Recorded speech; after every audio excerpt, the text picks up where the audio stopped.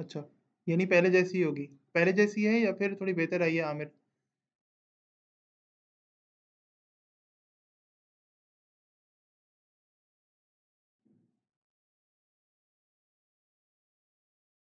अच्छा, थोड़ी-थोड़ी ब्रेक हो रही है। चलो मैं दोबारा से साउंड अपनी चेंज कर लेता हूँ दोबारा से। हेडफ़ोन्स के साथ ही कनेक्ट कर लेते हैं।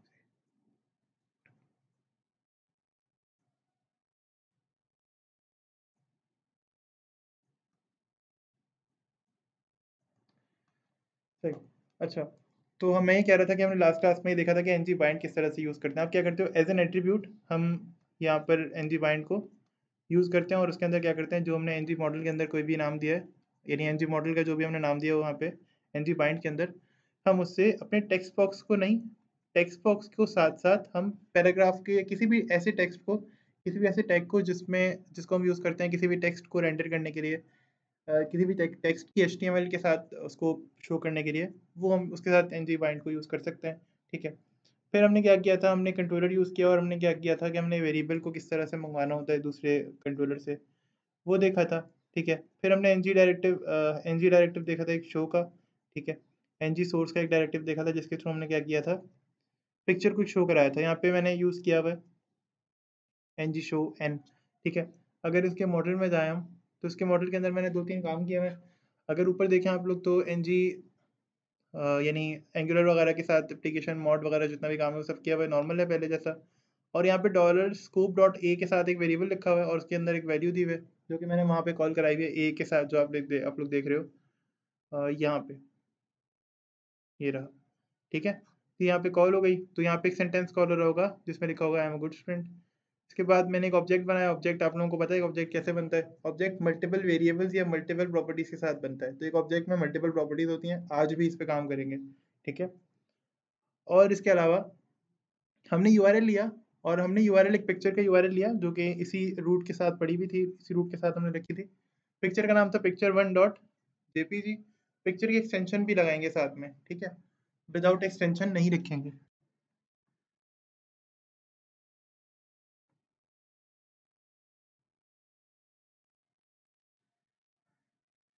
विदाउट एक्सटेंशन पिक्चर को हम यहाँ पे विदाउट एक्सटेंशन नहीं लिखेंगे, पिक्चर का यूआरएल पिक्चर के साथ ही लिखेंगे, ठीक है। क्योंकि पिक्चर इसी रूट पे थी तो पिक्चर का यूआरएल वगैरह लिखने में मुझे इतनी प्रॉब्लम नहीं आई, सही है। अच्छा जी, इसके बाद और मैंने क्या किया, यहाँ पे एक वेरिएबल लिया स्कोप डॉट एन, इसको वैल्यू दी फॉल्स। देखो, जब भी, हमेशा ये बात याद रखो, जब भी चेक बॉक्स पे चेक नहीं लगा हुआ होता या चेक लगा हुआ होता है, सॉरी, जब चेक लगा हुआ होता है तो क्या होती है ये वैल्यू ट्रू हो जाती है। और जब चेक नहीं लगा हुआ होता तो ये वैल्यू क्या होती है, फॉल्स होती है। तो यहाँ पे ये जो एन जी शो है ना, ये ट्रू या फॉल्स के अंदर वैल्यू मांग रहा था, तो मैंने इसको वैल्यू दी एन। अब एन की जो भी वैल्यू वहाँ पर होगी उस वक्त मॉडल के अंदर, वो यहाँ कॉल हो जाएगी, ठीक है। तो एन की वैल्यू इस वक्त क्या थी, फॉल्स थी, तो यहाँ कॉल हो गया। इसका मतलब बाय डिफॉल्ट पिक्चर जो है वो यहाँ पे शो हो गई। अच्छा देखो, ये हाइड हो गई, ठीक है। बाय डिफ़ॉल्ट पिक्चर क्योंकि मैंने लगाई हुई थी, मैंने ng हाइड का डायरेक्टिव यूज़ नहीं किया था, ठीक है। तो अब क्या, मैंने अब चेक लगाया, देखो ये शो हो गई। चेक हटा रहा हूँ तो क्या हो रहा है, ये हाइड हो रही है। मैंने ng हाइड का डायरेक्टिव यूज़ नहीं किया। आप क्या कर सकते हो, ng हाइड का डायरेक्टिव यूज़ करो और यहाँ पे उसमें n वैल्यू दे दो, और फिर क्या होगा, आपकी जो वैल्यू है बाय डिफ़ॉल्ट ये डिसअपेयर रहेगी, सही है। अच्छा, ng के अलावा,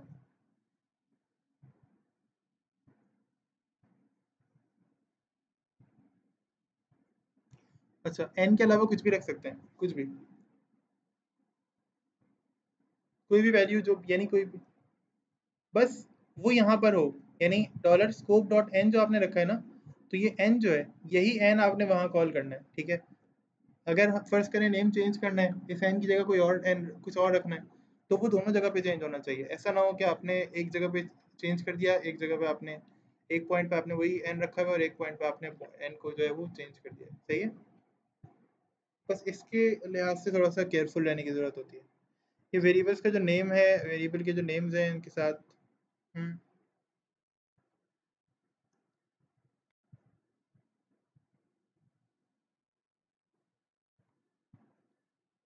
जी मैंने कमेंट किया, कमेंट किया, बिल्कुल कमेंट किया, कमेंट किया।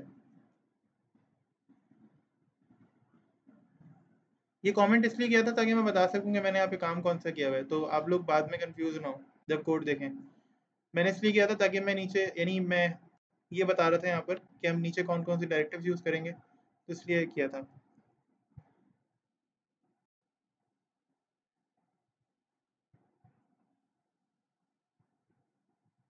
हम्म।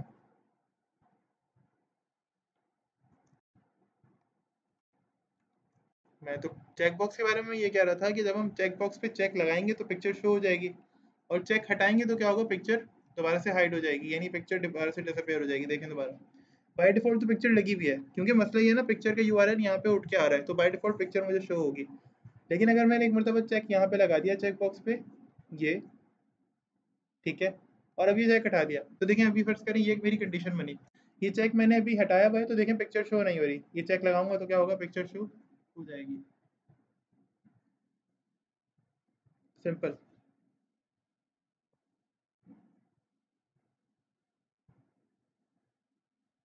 करते हैं।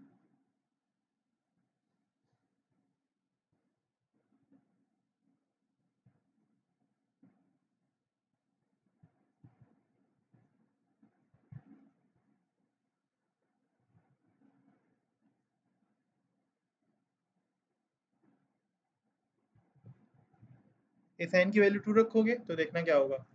आओ चलो करते हैं। हाँ करते हैं।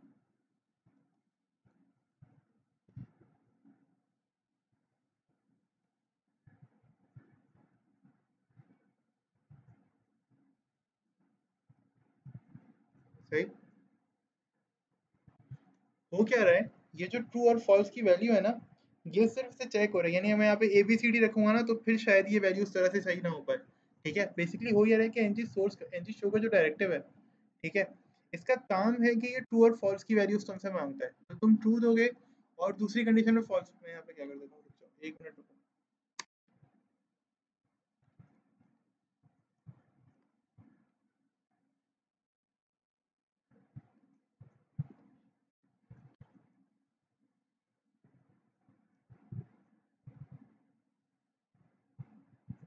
ये देखो अब चेक हटाने पे वैल्यू आ रही है, चेक लगाने पे वैल्यू नहीं आ रही। सही। और मैं इसको क्या कर देता हूँ, मैं पीछे जाके इसको फॉल्स कर देता हूँ।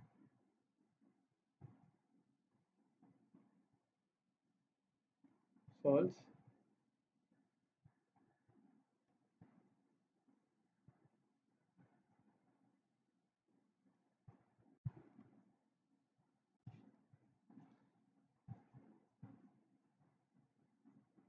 ये देखो फिर से चेक हटाने पर आ रही है।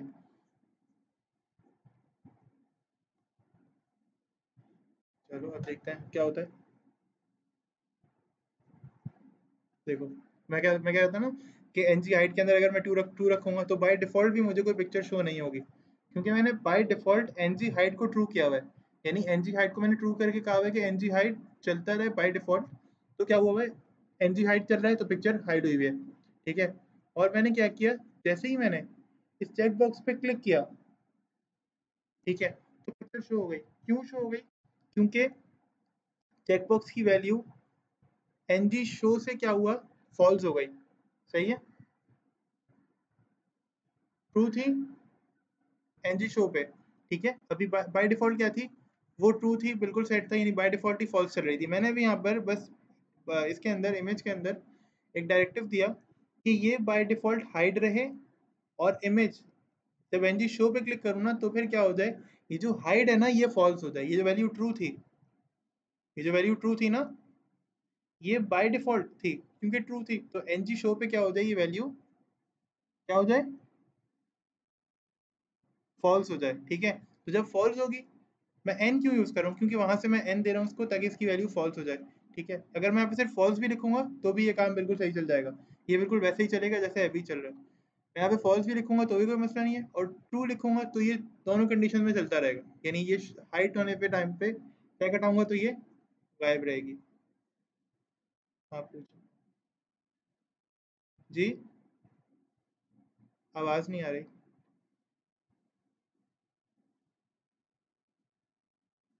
यूजर जब चेक लगाएगा तभी शो होनी चाहिए ना। हाँ तो बस ये फॉल्स, हाँ बिल्कुल ये फॉल्स किसे दे रहा है, ये फॉल्स दे रहा है एनजी हाइट की वैल्यू को। यानी अभी एनजी हाइट के अंदर वैल्यू क्या है, ट्रू। ठीक है, एनजी शो पे मैंने क्या किया, मैंने फॉल्स कर दिया इससे पहले की वैल्यू को। ठीक है, तो क्या हुआ, वो वैल्यू फॉल्स हो गई जो कि ट्रू थी, यानी हिडन। मैंने कहा पिक्चर को हाइड कर दो, तो एनजी शो ने कहा नहीं, पिक्चर को अनहाइड करो, पिक्चर को शो करो। ये जो नहीं था ना ये फॉल्स है, ये समझ लो। मैंने कहा कि मेरी पिक्चर को जो है ना वो हाइड नहीं करो, बस। फॉल्स का मतलब ये कि मैंने कहा पिक्चर को हाइड ना करो, ये स्टेटमेंट फॉल्स कर दो। ठीक है, जब ये स्टेटमेंट फॉल्स हुई तो क्या हुआ, पिक्चर मुझे शो हो गई चेकबॉक्स पे क्लिक करने के बाद। अब मेरी आवाज़ में क्या मसला हो रहा है, मैंने माइक वाइक अपना बिल्कुल सेट कर लिया है अभी, अब फैन वगैरह भी मैंने हल्का कर लिया है, वॉइस उसकी भी नहीं आ रही होगी अब।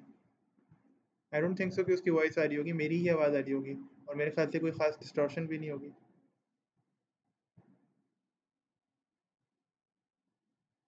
अच्छा बता देते हैं, 1 मिनट रुकें, 1 मिनट रुकें यार, वो अपनी क्लास की अटेंडेंस जो है वो मैं देख लेता हूँ कि कितने लोग आए हैं।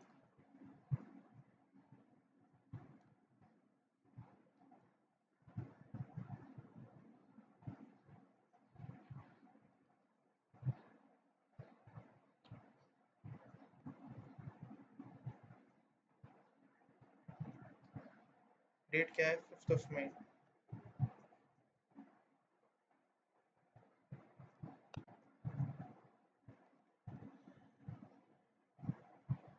अच्छा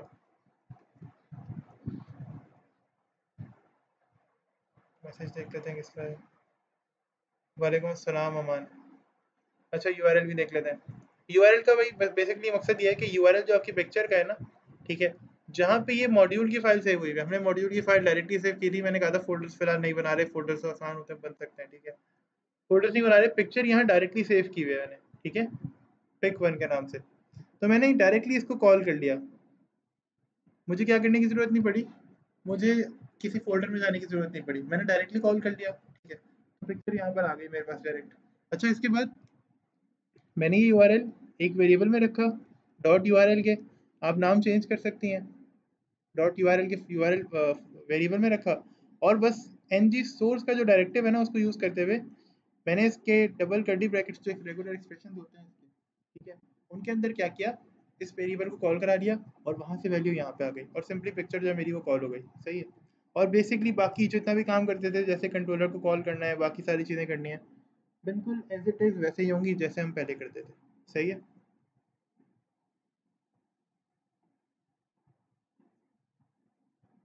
सही है यहाँ तक मसला, आगे बढ़ें।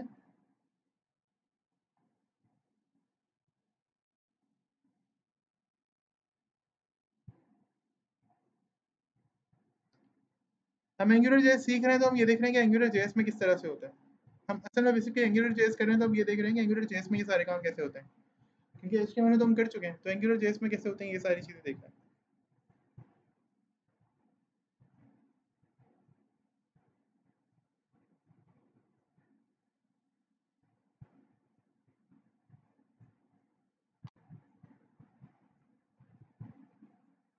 समझा नहीं, एचटीएमएल से मंगवा रहे हो, देखो एचटीएमएल का मसला ये है कि एचटीएमएल ना सिर्फ एक मार्कअप लैंग्वेज है, सिर्फ वो आपको एक स्ट्रक्चर खड़ा करके देती है, ये सारे काम एचटीएमएल कर नहीं सकती कि तुम्हें पिक्चर एचटीएमएल मंगवा के दे रही है, ठीक है, और वो फिर तुम किसी एंगुलर जेएस के अंदर लेके जा रहे हो, ये काम तुम्हें सिर्फ और सिर्फ ये एंगुलर जेएस कर सकती है, या कोई भी स्क्रिप्टिंग लैंग्वेज जो कि, हाँ बोलो।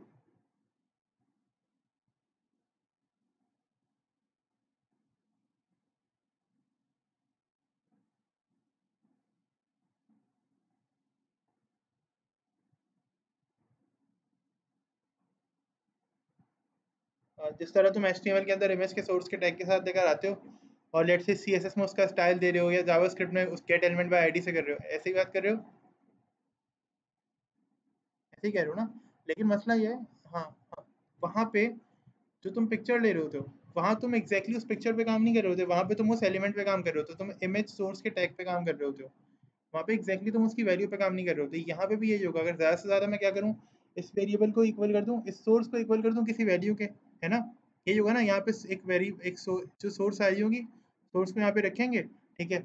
और ज़्यादा से ज़्यादा क्या होगा, मैं इक्वल टू कर दूंगा इसको किसी के साथ, लेकिन मसला क्या होगा, वो सिर्फ उसी टाइम पे यहीं पे रहेगा, वो उस वेरिएबल में नहीं जाएगी सोर्स, क्योंकि उसके लिए जावास्क्रिप्ट के सेपरेट फंक्शंस होते हैं, ठीक है? एंगुलर जेएस क्या कर रही होती है, एंगुलर जेएस बेसिकली आपको जावास्क्रिप्ट से बाइंड करके दे रही होती है एचटीएमएल के अंदर एलिमेंट्स।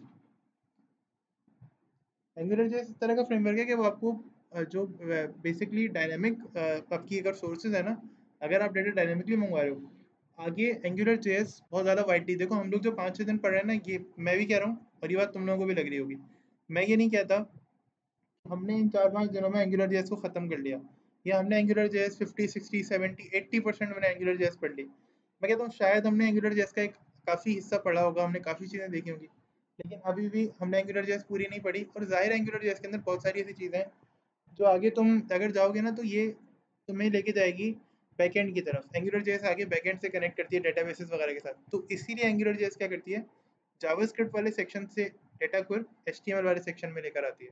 इसका ज़्यादा जो हम फोकस देखते हैं ना, वो यहाँ पे इस तरफ देखते हैं।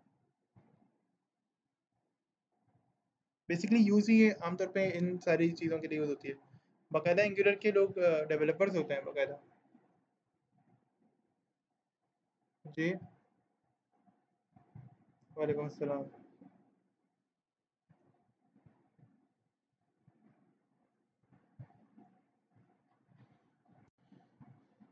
अ, आपकी आपकी जो एंगुलर जावास्क्रिप्ट की एप्लीकेशन है ना, उसके अंदर आप उसके साथ एंगुलर जेएस को यूज़ कर सकते हैं, मसला नहीं है, ठीक है? और जो मैं कह रहा हूँ कि आप, हाँ, एचटीएमएल वाला काम जो कह रही हैं आप, कि एचटीएमएल वाला काम देखें, मैं ये नहीं कह रहा कि एज सच एंगुलर जेएस के अंदर आप एचटीएमएल वाला एक सारा काम नहीं कर सकते, लेकिन अभी जो हुदैफा ने बात की थी, वो ये कह रहा है कि यहाँ की जो सोर्स है, आप ये किसी तरह से जावा एंगुलर जेएस में कैसे लाएंगे। तो मैं उसको ये बता रहा हूँ कि हम एंगुलर जेएस का जो यूज़ करते हैं ना ज़्यादातर, वो इसलिए यूज़ करते हैं ताकि आप क्या करें, आप ये करें कि आप जावास्क्रिप्ट से अपने एचटीएमएल को कोड दें, या जावास्क्रिप्ट से एचटीएमएल को डेटा दें, ठीक है? क्योंकि आपने उसको इंटरेक्टिव करना होता है, आपने डेटाबेस को इंटरेक्टिव नहीं करना होता, ये फ्रंट एंड स्क्रिप्टिंग लैंग्वेजेस हैं। तो इसलिए ये जो लैंग्वेजेस है ना, ये आपको किसी सोर्स से तो डेटा लाके दे देंगी, लेकिन किसी सोर्स तक डेटा ले जाना ना, इनका काम उस तरह नहीं होता। ये बेसिकली मैं कहना चाह रहा हूँ। उसके लिए आपको किसी ना किसी प्रोग्रामिंग लैंग्वेज का सहारा लेना पड़ेगा। यार मैं अगर इसको आसानी से करूँ ना, तो मैं इस तरह से, यार एंगुलर जेएस हमारा वो फ्रेंड है जो हमसे चीज़ें उधार ले सकता है, ठीक है? हमें चीज़ उधार दे नहीं सकता, ये समझ रहे हैं? सही है? हम लोन ले सकते हैं, हम लोन दे सकते हैं उसको, हम लोन ले नहीं सकते उससे। हाँ, लेकिन उसके लिए जावास्क्रिप्ट यूज़ होती है। उसके लिए हमें जाना पड़ता है प्रोग्रामिंग लैंग्वेजेस के थ्रू, यानी उसके लिए क्या करना है, मुझे बैंक के थ्रू जाना पड़ता है। अगर मुझे उससे लोन लेना है ना, तो मैं क्या करूँगा, उसने जो बैंक से लोन लिया हुआ है, मैं बैंक से कहूँगा यार इससे मैं भी लोन लूँगा, तुम्हारा जो उसने लोन लिया हुआ है ना, तुम उससे वापस लो, और मैं इसको कहता हूँ कि मेरा भी लोन दे। अब ऐसा नहीं है कि हम प्रोग्रामिंग लैंग्वेज से बोलते हैं कि भाई वो धमकियाँ दें डाटा लेने के लिए, नहीं। मैं सिर्फ एग्जांपल दे रहा हूँ कि आप क्या कर सकते हो, बीच में किसी प्रोग्रामिंग लैंग्वेज को लाके और फिर ये काम कर सकते हो कि एचटीएमएल का डेटा आप जावास्क्रिप्ट में या किसी प्रोग्रामिंग लैंग्वेज में ले लो। ये हो सकता है बात।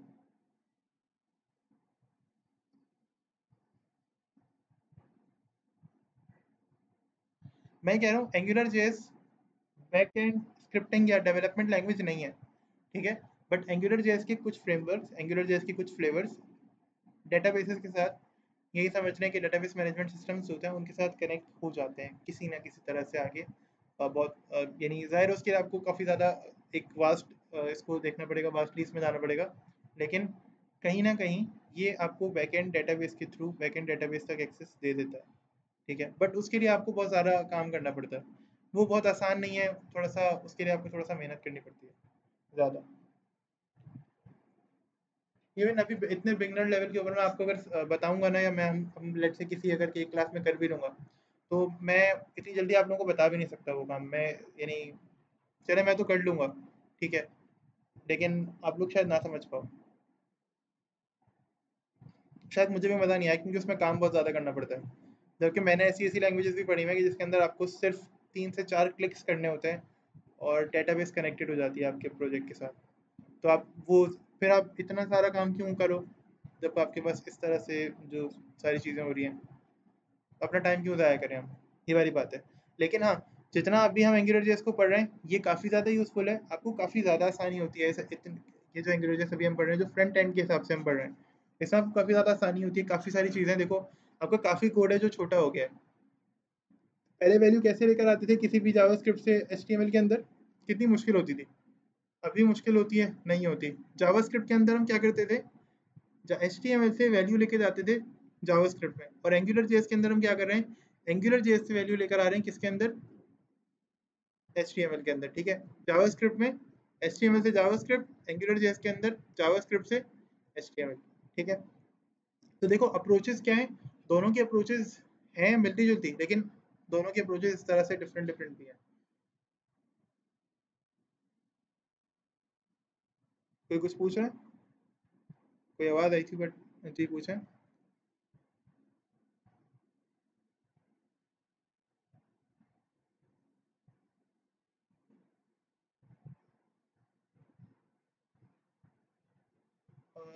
देखें, अच्छा मैं आपको एग्जांपल देता हूँ, हमने सिंपल एडिशन कैलकुलेशन की थी, हमने लूप्स पढ़े थे। लूप्स के अंदर लेट्स से हम एरे की बात करते हैं, हमने एरेस पढ़े थे। एरेस क्या होते हैं, डेटा स्ट्रक्चर होते हैं, उसमें क्या होता है, मल्टीपल डेटा को स्टोर कर सकते हैं।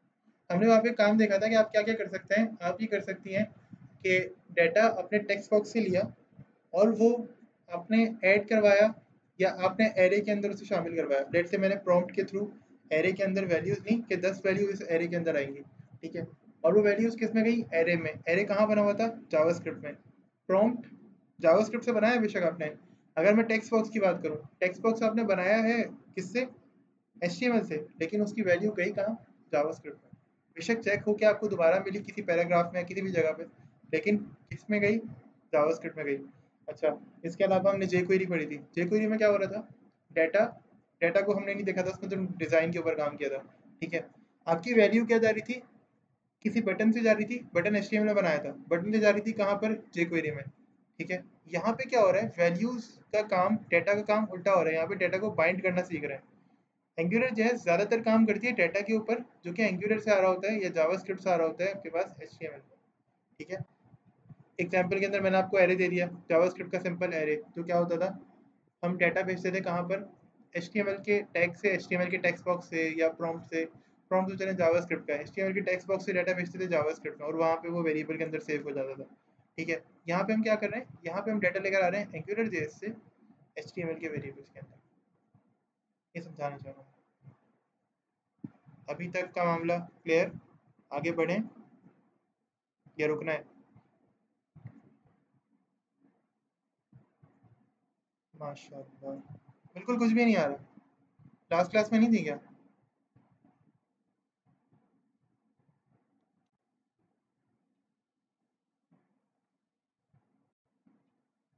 कंफ्यूज ना हो, देखें बहुत आसान समझें कि डाटा हम क्या कर रहे हैं, जावास्क्रिप्ट से डाटा लेकर आ रहे हैं अभी, है ना, ऐसे ही हो रहा है। मैं जावास्क्रिप्ट के ऑब्जेक्ट्स बना रहा हूँ, उससे डाटा आ रहा है एचटीएमएल के अंदर। हम ये नहीं कर रहे कि एचटीएमएल के ऑब्जेक्ट्स बना के जावास्क्रिप्ट में डाटा जा रहा है, हाँ जा रहा है, ऐसा हो रहा है, लेकिन क्या हो रहा है, बस वो सतही बात है, वहीं पर ही ऐसा हो रहा है। ठीक है, एनजी मॉडल के थ्रू हमने क्या किया, डाटा दिया, और डाटा को हमने इक्वल करा दिया किसके, हमने वहीं पे टेक्स्ट बॉक्स में शो करा दिया। ज़्यादा से ज़्यादा ये हो रहा है। ठीक है, लेकिन आप एक तरह से कर सकती हैं, टेक्स्ट बॉक्स में वैल्यू दिया आपने, ठीक है, और उस वैल्यू को जिस एनजी मॉडल के अंदर जिस वैल्यू में जा रहा है उसको इक्वल करा दें किसी एंगुलर जेएस के वेरिएबल के, वैल्यू इस तरफ आ जाएगी। ठीक है, तो आप देखें किसी भी मैं कहूँ किसी भी जगह को अगर आपने फतह करना है ना, चलो, अच्छा ये अरीबा का मैसेज आया, इनका नेट प्रॉब्लम कर रहा है। अच्छा चलिए, कोई मसला नहीं है, अगर नेट प्रॉब्लम कर रहा है तो आप इनसे कहें कि क्लास ज्वाइन कर लें बाद में। और मैं वैसे कोशिश करूँगा कि अभी अगर पॉसिबल हुआ अभी सोने से पहले तो मैं क्लास ही अपलोड कर दूँ आपके पास क्लासरूम पे। ठीक है, प्रोजेक्ट बना लेते हैं। एक और चीज़ आप लोगों से थोड़ा सा और बेहतर समझ पाओगे, डेटा बाइंडिंग के अंदर मैंने कहा था कि उस दिन लास्ट क्लास में हमें टाइम नहीं मिल पाया था, तो मैंने कहा था वो एग्जाम्पल मैं आपको आज करा दूंगा, और एक दो फिल्टर्स हैं वो देख लेते हैं, काम आते हैं अक्सर। कर देते हैं इसको। ठीक है, डेस्कटॉप लेसन 5 के नाम से।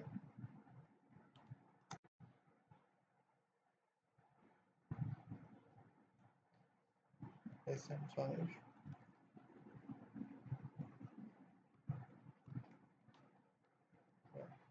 फाइल 1 कंट्रोल एन जावास्क्रिप्ट की फाइल बनाएंगे, ठीक है, क्रिएट कर दें, कंट्रोल एस, यहाँ पे फोल्डर बनेगा जेएस, इसका नाम मॉड्यूल रख दें फिलहाल, ठीक है, और अब इसको बंद कर देते हैं फिलहाल के लिए।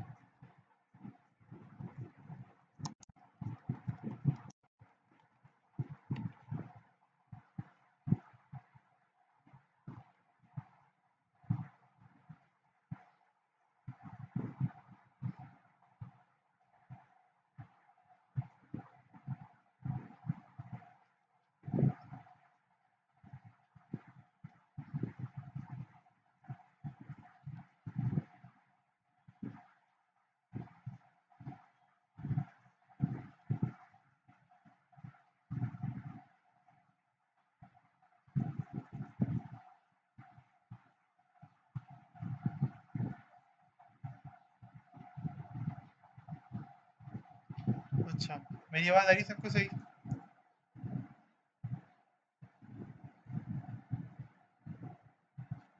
कट कट क्या आ रही होगी मेरी आवाज़?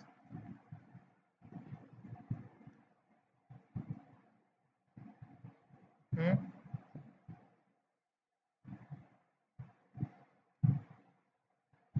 अभी भी कट कट क्या आ रही है? बेहतर हुई है थोड़ी, क्योंकि इंटरनेट की स्पीड मेरी जो है बेहतर हुई है थोड़ी सी, तो मैं सिर्फ ये पूछना चाह रहा हूँ कि अभी थोड़ी आवाज़ बेहतर हुई है मेरी, है ना?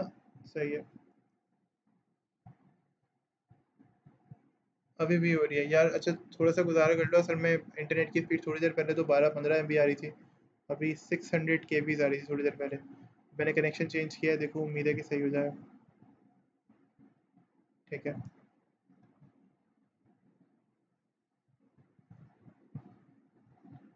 सही है, सही, गुड। अच्छा चलो स्टार्ट करते हैं, आगे बात करते हैं और काम शुरू करते हैं, ठीक है। तो भाई हमने स्क्रिप्ट का टैग जो है वो कंप्लीट कर लिया था, और इसको देख लेते हैं। स्क्रिप्ट का टैग बल्कि कंप्लीट नहीं किया था, इसमें काम चल रहा था। सोर्स सेट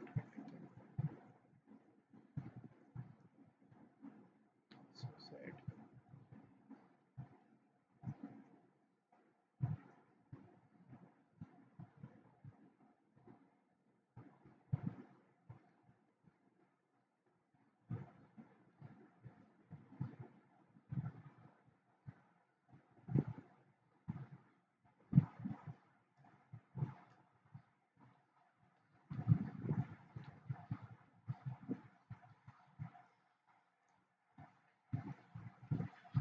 थोड़ा सा वेट कर लेते हैं, सब लोग आ जाए तो फिर स्टार्ट करते हैं, दोबारा से कंटिन्यू कर लेते हैं।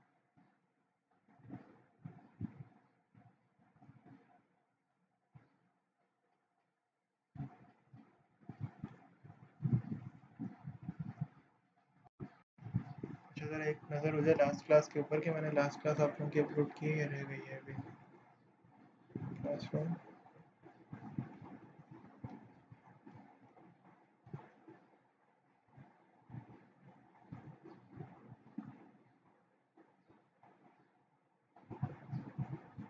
नहीं, सेकंड में अपलोड नहीं की, सेकंड में देख लेते हैं, अगर अपलोड कर सकता हूँ अभी तो लगा देता हूँ, कन्वर्जन पे लगा देता हूँ, फिर बाद में अपलोड होती रहेगी।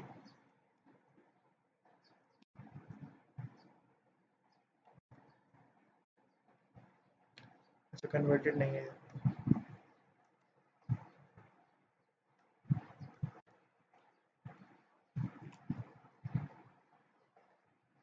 फिलहाल ये कर देता हूँ कि इसे कन्वर्जन पे लगा देता हूँ, जैसे ही ये वीडियो कन्वर्ट होके क्वालिटी थोड़ा सा इसका साइज़ कम हो जाएगा, देन ये करेंगे कि इसको अपलोड कर देंगे, ठीक है। मे बी प्रोबेबली आपको दोपहर में मिल जाएगी, कोशिश करते हैं कि अभी इसको लगा देते हैं तो दोपहर तक ये किसी वक्त आपको मिल जाएगी।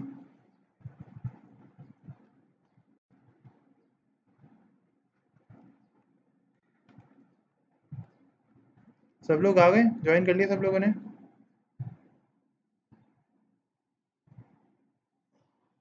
हाँ जी, 5 लोग हो गए तकरीबन, 4 लोग हो गए हैं तकरीबन, जितने बाकी हैं उनको कह दो यार मैसेज करके ये ज्वाइन कर लें जल्दी से, ठीक है। ये कन्वर्जन की स्टार्ट हो गई है।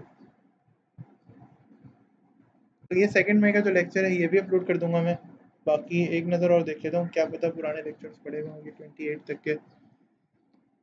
मैं बिल्कुल दिल से चाहूँगा कि लेक्चर्स आप लोगों को मिल जाएं, बट थोड़ा सा इशू ये होगा कि मुझसे डिलीट हो गए। आपके लेक्चर्स मेरे पास जो हैं वो 23 अप्रैल तक के हैं। इसके बाद के जो लेक्चर्स हैं कुछ वो हो गए उनसे डिलीट, जिसमें आई थिंक 26, 28 और 30 का जो सीन है सारा, वो 2-3 लेक्चर्स हैं आपके, यानी एंगुलर जेस जो है ना वो फ़िलहाल चली गई है। सही है, लेकिन लास्ट का लेक्चर है और अभी का लेक्चर है, सेकंड मई का भी है जो लास्ट में ली थी, और अभी आज का लेक्चर भी इंशाल्लाह मैं कोशिश करके जल्द ही अपलोड कर दूँगा, ठीक है। फिलहाल इंटरनेट की स्पीड भी बेहतर हो गई है, और कुछ लोग आ जाएँ। चलो 5 लोग हो गए, अच्छा खैर, माशाल्लाह, अल्लाह अल्लाह अल्लाह अल्लाह। नज़र ना लगे बस हमारे इंटरनेट को भी, ठीक है। तो एंगुलर की फ़ाइल हमने एक तो यहाँ पे लिंक करनी है, ठीक है, और मॉड्यूल वाली फ़ाइल। अब एंगुलर की फ़ाइल ज़रा ले लेते हैं यहाँ पर।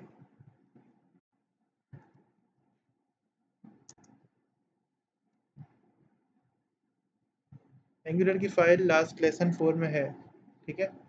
लेसन नंबर 4 में जाते हैं, एंगुलर की फ़ाइल यहाँ से कॉपी करते हैं, लेसन 5 जावास्क्रिप्ट के फ़ोल्डर में यहाँ पे, और इसको अपने जो जावास्क्रिप्ट के टैग से लिंक कर लेते हैं,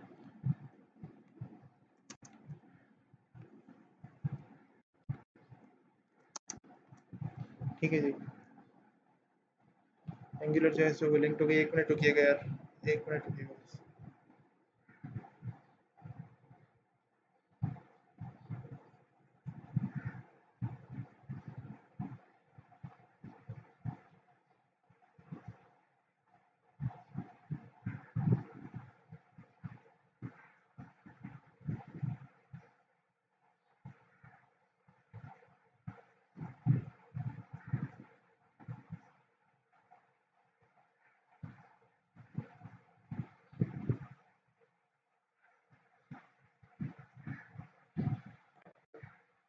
अच्छा जी, तो भाई एंगुलर जेएस की जो क्लास है उसको स्टार्ट भी करना होता है।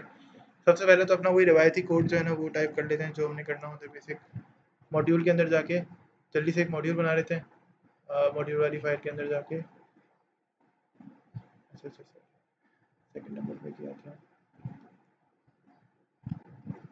ठीक है।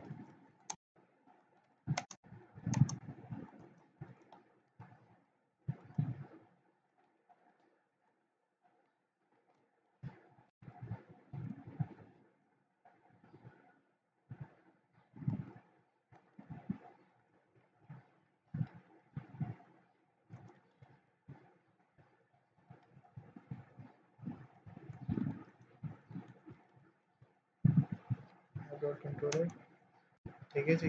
और ये हमने इसका नेम लिख दिया,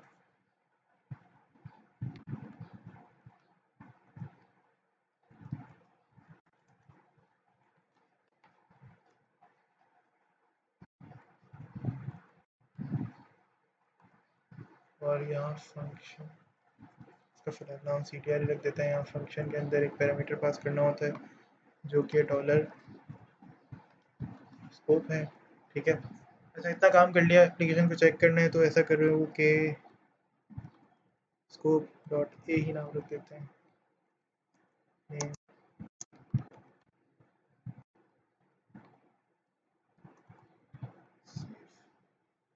फाइल सेव हो गई, ठीक है जी। साथ ही साथ अच्छा ये फाइल अभी मैंने इतना ही काम किया है, फाइल साथ के साथ मैंने सेव कर ली है, ठीक है। और एंगुलर जेएस के साथ मैंने फाइल तो लिंक करा ही ली है, यहाँ पे कर दें N G dash,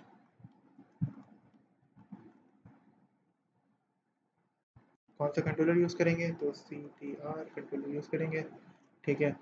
angular JS की एप्लीकेशन है तो सबसे पहले यहाँ पर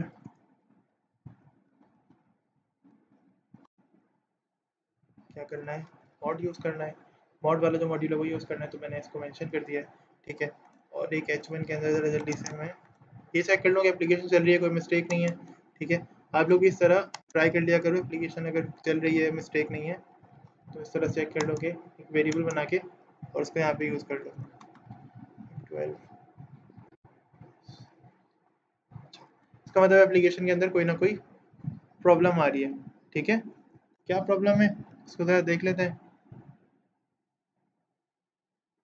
एनजी कंट्रोलर हमने लिखा है, सही लिखा है जी, बॉडी के अंदर एनजी कंट्रोलर पास किया है। एनजी ऐप जो है वो आई थिंक एप्लीकेशन जो है वो मेरी, अच्छा मैंने क्या किया है, पहले मैंने लिंक किया है अपने मॉड्यूल को, तो ये line by line code read कर रहा होता है जावास्क्रिप्ट के जितना भी काम हो रहा होता है। तो दोबारा से देखते हैं।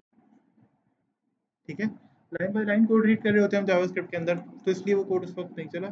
ठीक है, और अभी वो कोड इसीलिए चल गया है। ठीक है, तो परेशान होने वाली बात नहीं है, कोई ऐसा कोई टेंशन वाली बात नहीं है।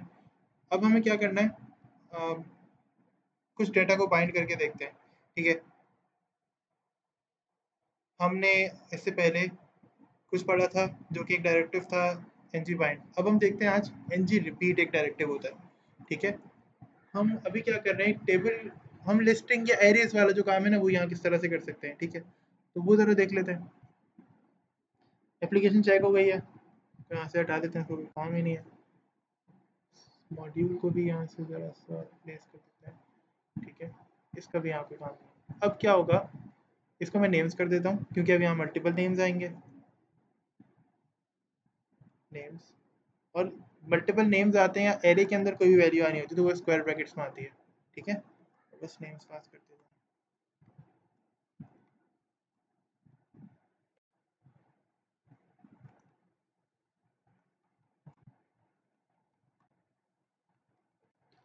जैसे एरे के अंदर मल्टीपल वैल्यूज आ सकती हैं, वैसे यहाँ पे मल्टीपल वैल्यूज।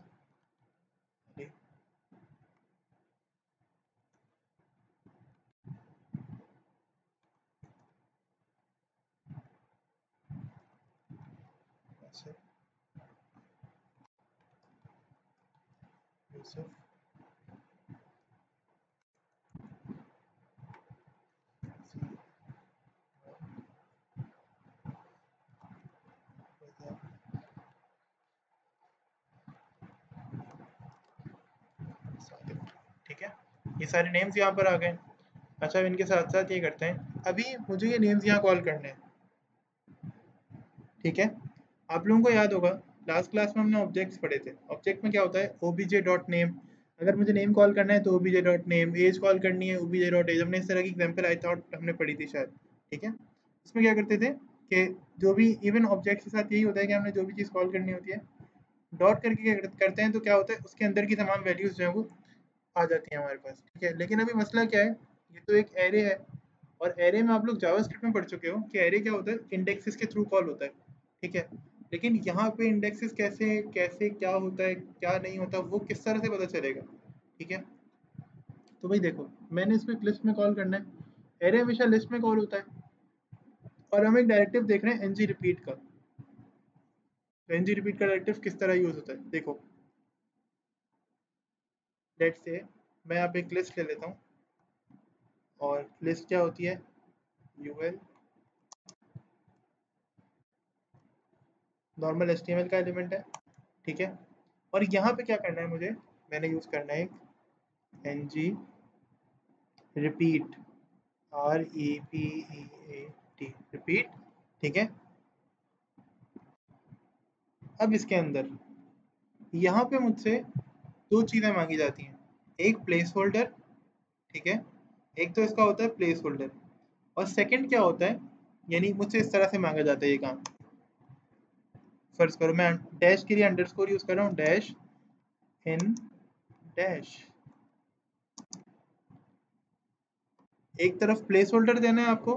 ठीक है, और एक तरफ क्या देना है, आप जिस ऑब्जेक्ट से या जिस एरे के अंदर से वैल्यू मंगवाना चाह रहे हो, अभी हमने एरे क्रिएट किया है वहाँ पे, जिस एरे में से आप वैल्यू मंगवाना चाह रहे हो उस एरे का नाम, तो उस एरे का नाम है नेम्स। मैं उसमें से एक्स मंगवाना चाह रहा हूँ, एक्स का मतलब है तमाम वैल्यूज़ या नंबर ऑफ वैल्यूज़, मैं एक्स से यहाँ पे डिनोट कर रहा हूँ, तो एक्स मंगवाना चाह रहा हूँ। ठीक है, कंट्रोल एस, और अब वैल्यूज़ क्या यूएल के टैग में आ जाती हैं या उसके लिए हमें कोई टैग और भी लगाना पड़ता है, कौन बताएगा।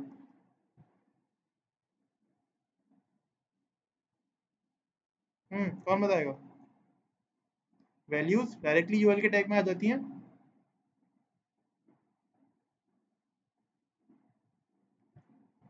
तो वो तो यूएल का टैग हो गया ना, लिस्ट का टैग ही तो है। यूएल में तो लिस्ट है डायरेक्टली, पक्का लॉक करते हैं, देख लें। यूएल का टैग हो गया ना लिस्ट का ही। हाँ list item, good. List item का टैग यूज होगा, ठीक है। एल आई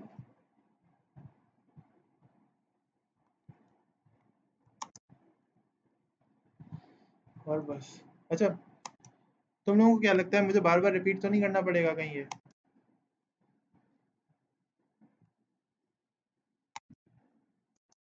यहाँ पे लिख दो एक्स, कंट्रोल एस, F12।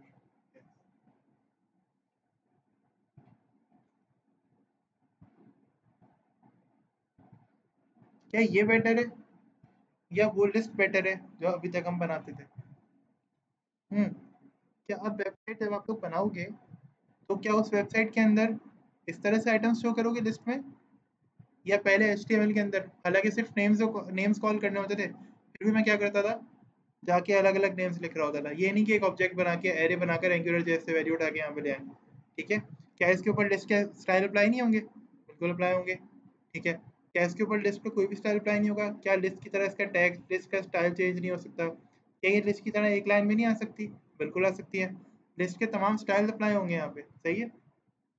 बस बस एक काम, लिस्ट के अंदर क्या होता था, अगर मल्टीपल लिस्ट आइटम्स होते थे तो हर लिस्ट आइटम को अलग अलग मैंने डील कर सकता हूँ, यानी हर स्टाइल को अलग अलग मैंने डील करने का इख्तियार मेरे पास होता था। लेकिन अभी क्या है, मैं जो स्टाइल इस लिस्ट पे लगाऊंगा ना, जो भी एल आई पे लगाऊंगा, वो जितने भी नेम्स यहाँ पे गिवन है, ठीक है, उन सब नेम्स पे लग जाएगा, ठीक है। ऐसा नहीं होगा कि किसी कि मैं किसी एक लिस्ट आइटम पे सेपरेट कोई स्टाइल लगाना चाह रहा हूँ, ठीक है। बस एक ड्रॉबैक है ये। वरना अगर फर्ज करें आपने एक लिस्ट बनानी है, अपनी वेबसाइट के ऊपर लिस्ट बना लगानी है, ठीक है, और वो लिस्ट है आप चारों बार बार अपडेट भी होती रहे, एंगुलर जेएस का कोड कम है और HTML का कोड ज़्यादा है, और बहुत सारे पेजेस हैं HTML के, एंगुलर जेएस का तो एक ही पेज में सारे पेजेस को कनेक्ट आपने किया हुआ है, अलग अलग मॉड्स बनाकर, अलग अलग मॉड्यूल्स बना बना के, ठीक है। और मैंने आपसे कहा कि यार लिस्ट के आइटम्स फ़ौरन चेंज कर दो, आपने कहा सर HTML की एप्लीकेशन के अंदर हुआ हुआ है, वहाँ पे जाएंगे, इतना सारा कोड है, देख के डर लगता है, अब कैसे करेंगे उसको, तो फाइंड करना पड़ेगा, दो तीन जगह से चेंज करना पड़ेगा। तो मैं क्या कहूँगा, मैं कहूँगा यार इतना छोटा सा काम कर लो, अगर वो कोड ऐसा है कि उसमें अलग अलग आइटम्स के अंदर अलग अलग स्टाइल नहीं है, सब में स्टाइल वगैरह सेम है, तो क्या करो इस तरह से कोड को वैल्यू कॉल कर लो। तो फिर सोचो ना, आप लोग क्या सोचोगे कि यार वाकई में ये काम तो अच्छा है, आप इस तरह से हम डाटा को कॉल कर सकते हैं। सही, आसान लगा कुछ या अभी मुश्किल लग रहा है?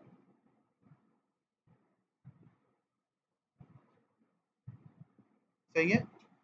इसका कोई किसी के रिलेटेड किसी का कोई क्वेश्चन?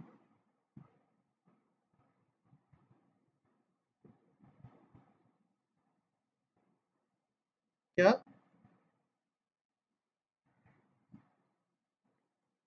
वो टेबल में यूज करते हैं, वो लिस्ट में नहीं करते हैं।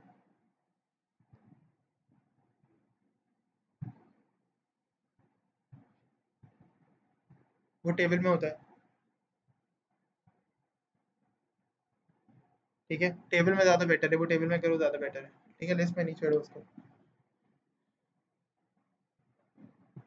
ठीक है। अच्छा, चलो, टेबल की बात छेड़ी ना, तो ऐसा करते हैं टेबल के साथ भी ये काम करते हैं। फिलहाल मैं यहाँ पर इसको ऐसे ही छोड़ रहा हूँ और मैं कमेंट कर देता हूँ, कमेंट भी नहीं कर देता, टेबल अलग से बना लेते हैं, ठीक है।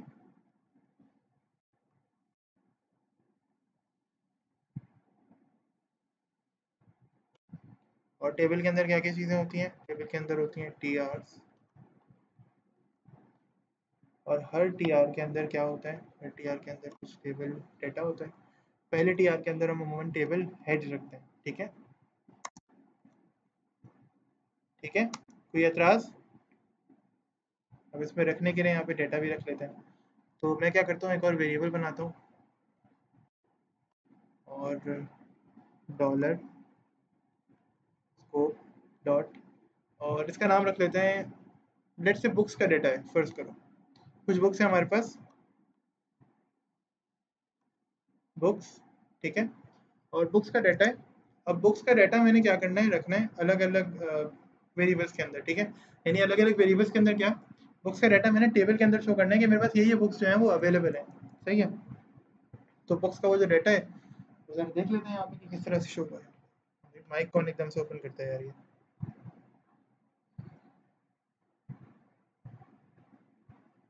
जी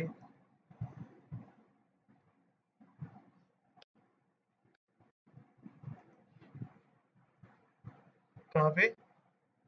अच्छा प्रोटोटाइप के नीचे प्रोटोटाइप जो आ रहा है, देखो ये प्रोटोटाइप इसका एक फंक्शन होता है, ठीक है, इसका एक बिल्ट इन फंक्शन होता है, ठीक है, जो कि आप यूज़ कर रहे होते हैं। बेसिकली आपको एक सजेशन दे रहा होता है कि आप इस तरह का कोई नाम रख सकते हो, या फिर इससे पहले कोई नेम मौजूद है। देखो देखो नेम्स मौजूद है, इससे पहले नेम्स भी शो कर रहे हैं और प्रोटोटाइप भी शो कर रहा है। प्रोटोटाइप अभी आपका सिंपल वेरिएबल का नेम है, ठीक है।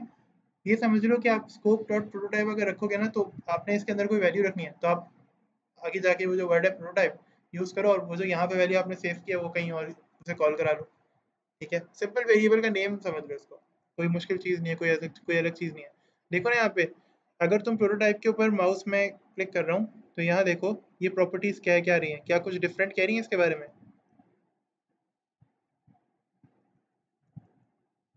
नहीं, सेम बात कर रही हैं, जो ऊपर नेम के बारे में लिखा हुआ है वही सब यहाँ लिखा हुआ है।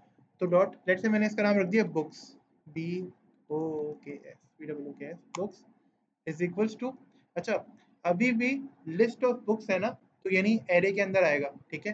बट अब क्या होगा, वो list of books multiple properties में डिवाइड हो जाएंगी। तो अगर एरे है तो सर स्क्वायर ब्रैकेट्स लाजमी है, और अगर आपने उसमें ऑब्जेक्ट्स बनाने हैं तो आपने खुद ही बताया था कि ऑब्जेक्ट्स बनाने के लिए बेटा कर्ली ब्रैकेट्स यूज़ करो। तो सर कर्ली ब्रैकेट्स यूज़ करने हैं आप खुद भी। तो मैंने कहा कि भाई कर्ली ब्रैकेट्स कैसे यूज़ होंगे। आपने मुझे याद दिलाया, सर आपने कल एक क्लास में काम किया था, उसके अंदर क्या किया था हमने, हमने किया ये था कि हमें लेट से अगर आईडी पास करनी है, ठीक है, तो कुछ इस तरह से पास होगी,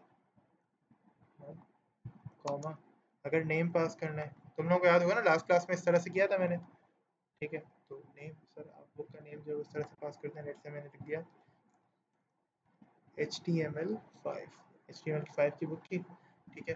अगर आपने उसकी प्राइस पास करनी है तो प्राइस सर आप इस तरह से पास करते हैं, कॉलम, और प्राइस है इसकी रेट से 150, सही। अब मल्टीपल आपने प्रॉपर्टीज ऐड करनी है तो सर कॉमा देना, बस खत्म, ठीक है। और अच्छा, मैं मेहनत से बचने के लिए बार बार की मैं इसको यूज़ कर रहा हूँ,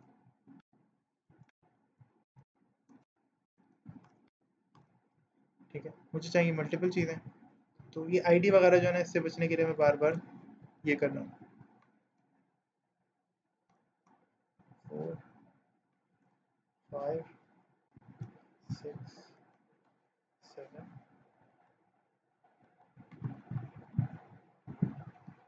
और सीपी आइटम की बुक्स के नाम लिख देते हैं यहाँ पे। सीपी आइटम की बुक्स के नाम आ गए सारे, और ये आ गई angular JS, angular JS, let's say UI UX, JavaScript,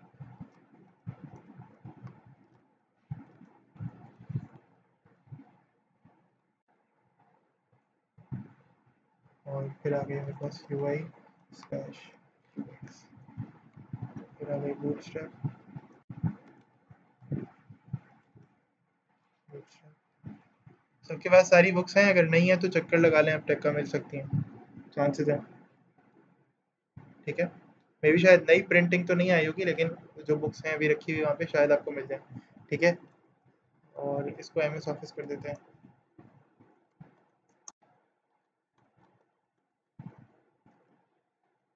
मैं भी ट्राई कर लें, असल में मुझे अंदाज़ा नहीं है कि मिलेगी नहीं मिलेगी, लेकिन मैं आपको कह सकता हूँ अगर ट्राई कर सकती हैं, कभी गुजरना हो आपका वहाँ से तो ट्राई कर लें, अगर करीब रहती हैं वहाँ से तो, ठीक है। अच्छा ये हमने क्या किया, एक लिस्ट ऑफ बुक्स बना ली, ठीक है, और इनकी प्राइसेस जो है वो, एमएस ऑफिस की बुक सस्ती है, ये बुक जो है थोड़ी सी ज़्यादा महंगी है, 180, जावास्क्रिप्ट की बुक है 200 की, एंगुलर जेएस की बुक भी कोई हल्की नहीं है, ठीक है भाई, बाकी सी लैंग्वेज रेंज जो सबको फिलहाल पीछे छोड़ा हुआ है, तो सी लैंग्वेज की बुक जो है सबसे ज़्यादा एक्सपेंसिव है। ठीक है जी। और इसके बाद अब ये ऑब्जेक्ट मुझे कॉल करना है कहाँ पे, टेबल में। लिस्ट में मैंने कॉल करके दिखाया था आप लोगों को कैसे करते हैं, कोई आप लोग कोई ट्राई कर सकते हैं यहाँ पे ट्राई, यानी यहाँ पे किस तरह से होगा, ऐसे ही देखें ट्राई करके, क्या पता कुछ समझ जाए। यहाँ पे किस तरह से कॉल हो सकता है, मैंने लिस्ट में ऊपर दिखाया हुआ है। ठीक है, आप में से कोई भी देखो, पहला वाला जो लिस्ट, पहला वाला जो टी आर है ना, उसको तो मुझे खुद ही करना पड़ेगा। क्यों? क्योंकि ये तो हेडिंग है, हेडिंग तो मैंने खुद ही देनी है। सही है, तो हेडिंग तो चलो मैं खुद दे देता हूँ। मैंने कहा कि आईडी,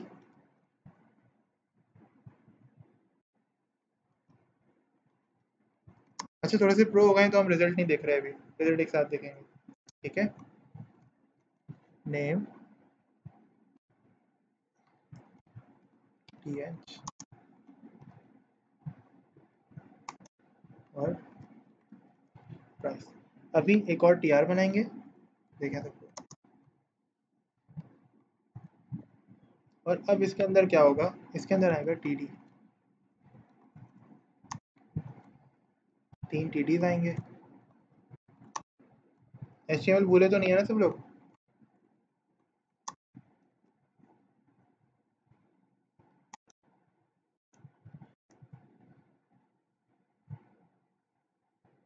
जी, सिंपल मैंने क्या किया अभी तक, यहाँ पे मैंने हेडिंग्स दे ली हैं, और ज़रा इसको प्रीव्यू करके देख लेते हैं। F12, let's see. देखो एक टेबल तो बना हुआ आ गया, आईडी, नेम और प्राइस के लिए। सही है, अब इस टेबल के अंदर मुझे कुछ वैल्यूज़ भी देनी है, तो टेबल के अंदर वैल्यूज़ किस तरह से देंगे? टेबल के एट्रीब्यूट्स होते थे, जिसके अंदर हम बॉर्डर, सेल पैडिंग, ये सब यूज़ करते थे। यहीं पर क्या करो, क्या करना चाहिए मुझे यहाँ पे, एनजी रिपीट यूज़ करना चाहिए क्या? क्या टेबल के अंदर यहाँ पे मुझे एनजी रिपीट यूज़ करना चाहिए? मुझे टेबल पे लगाना है ये काम सारा, कोई भी तुक्का लगा दे।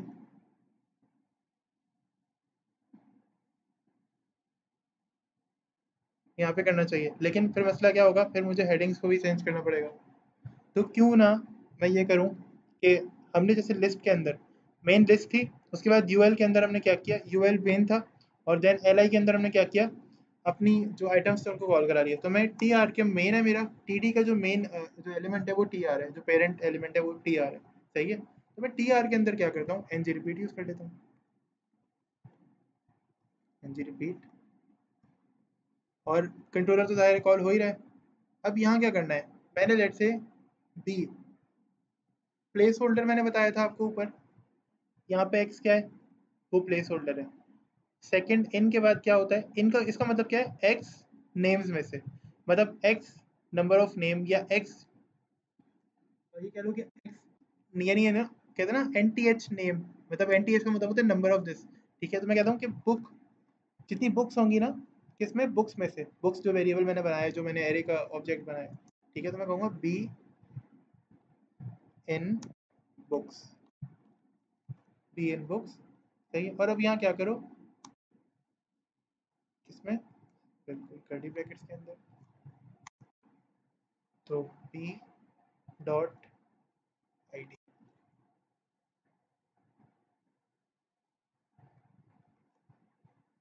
आप कुछ भी कर सकती हैं यूज़, ये तो हमारे ऊपर है, हमारे ऊपर डिपेंड करता है कि हम क्या यूज़ करते हैं, कोई मसले वाली बात नहीं है। ये बी नेम स्पेस है, मैंने ऊपर बताया था, आई थिंक आपने ज्वाइन नहीं किया वो उस वक्त। ये नेम स्पेस कहलाती है। ठीक है, नेम स्पेस का मतलब होता है कि सामने रहने वाला, ठीक है, ये सामने से बस सिर्फ बी के बुक्स के अंदर जितने आइटम्स होंगे ना, ये बी क्या करेगा, वो आइटम्स उठा के और अपने अंदर डिवाइड कर लेगा। यानी अब बुक्स तो एक अलग एक पूरा ऑब्जेक्ट था, अगर मैं लिखता बुक्स बुक्स बुक्स, तो क्या होता, बुक्स में सब में प्राइस, सब में आईडी आ रही होती। लेकिन अब मैंने क्या किया, अब मैंने एक्स के बी के अंदर बुक्स को रख दिया है। ठीक है, बी के अंदर बुक्स की प्रॉपर्टीज आ गई हैं, तो बुक्स के अंदर जो नेम, आईडी और प्राइस है ना, वो अलग अलग करके मैं यहाँ पे लिख सकता हूँ। देखिए यहाँ पे जैसे मैंने मेंशन भी किया हुआ है, B dot I D, B dot name, और अब यहाँ मैं करूँगा B dot price, B dot control S, data आ गया।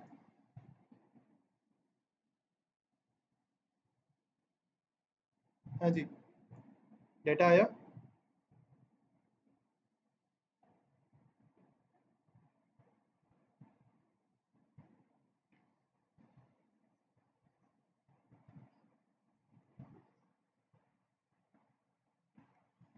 लिस्ट में भी देखिए मैंने यहाँ पे किया हुआ है डाटा, लेकिन मसला ये है कि टेबल्स के अंदर ना इस तरह लिस्ट के अंदर इस तरह मल्टीपल क्वांटिटी वाला डाटा नहीं आ सकता।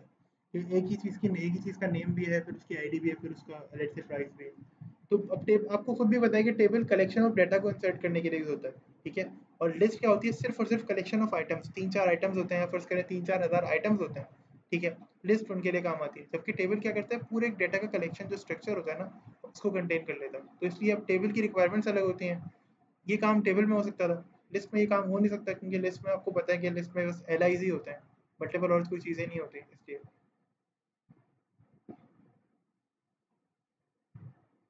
सही। ज़्यादा से ज़्यादा हम लिस्ट के साथ ये खेल सकते हैं कि लिस्ट अगर ऑर्डर्ड है तो अनऑर्डर्ड कर दिया, अनऑर्डर्ड है तो ऑर्डर्ड कर दिया, मैक्सिमम ये काम कर सकते हैं, ठीक है। बट उसके अंदर इतना कोई ख़ास हमें मार्जिन नहीं मिलता कि हम इस तरह से डेटा को लिस्ट की जगह पे या किसी टेबल वाले डेटा को लिस्ट में ला सकें। सही है,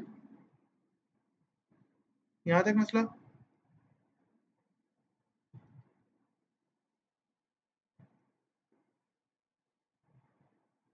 यहाँ तक मसला किसी को।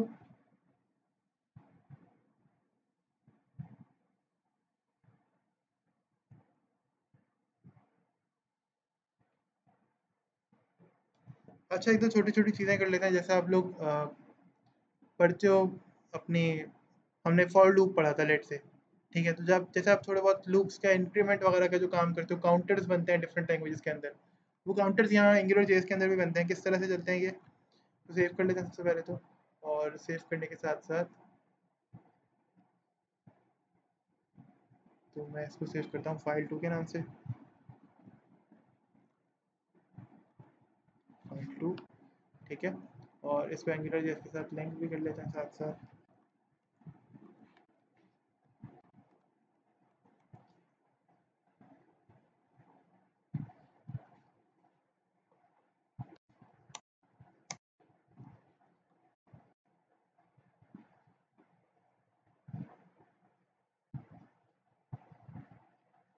और मॉड्यूल भी फिलहाल मैं वही ले रहा हूँ, मॉड्यूल भी चेंज नहीं कर रहा, उसी मॉड्यूल में नीचे काम कर रहा हूँ, कमेंट कर दूंगा, ठीक है।